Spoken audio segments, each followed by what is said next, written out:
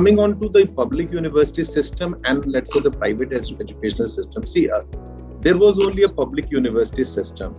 However, a need was felt for courses like management or so, whereas in the classes, let's say if you go to a public university, TU Munich, TU Berlin, TU Hamburg and all, you might come across classes as big as like 400, 500, even 600 students a class.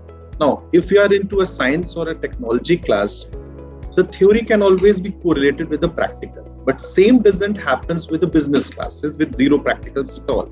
It requires diverse group, it requires lots of discussions, it requires lots of individual presentations and all, which will be humongous if you go by that scale.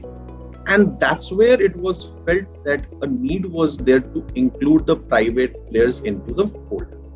And that's where we stepped in, and we stepped in successfully. I still remember 2017 when I started my job with this German institution, BSBI. Germany was one of the institutions. The first question itself was like, okay, is it a free education? Is it a public university? I believe the hard work or the footwork that has been done by, let's say, the institutions in GUS and outside GUS, I believe they have added lots of value. And in 2020 or 2021, when you go to any of the agents, irrespective of the size, there are a couple of institutions on the stand.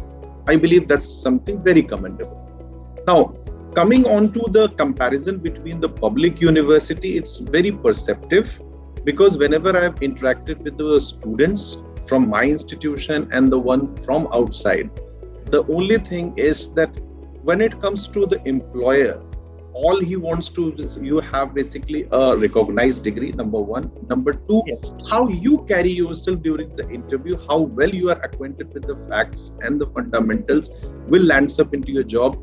Not that you are from a public university or into the private university. Coming on to the visa prospects, to me, I believe that depends completely on the merit of the student. When I say the merit, obviously it's the academic merit and the financial merit as well, to an extent. Right. To take out that merit, however good the university can be, TU Munich also, still the student will flunk on the visa part. You put a very good student, it might be a very new college. We have seen lots of colleges coming up. And in fact, they have a decent number of students when it comes there. I believe Germany practices a policy of no discrimination on every front. And this is one of the classical examples of it. Visa for a better life.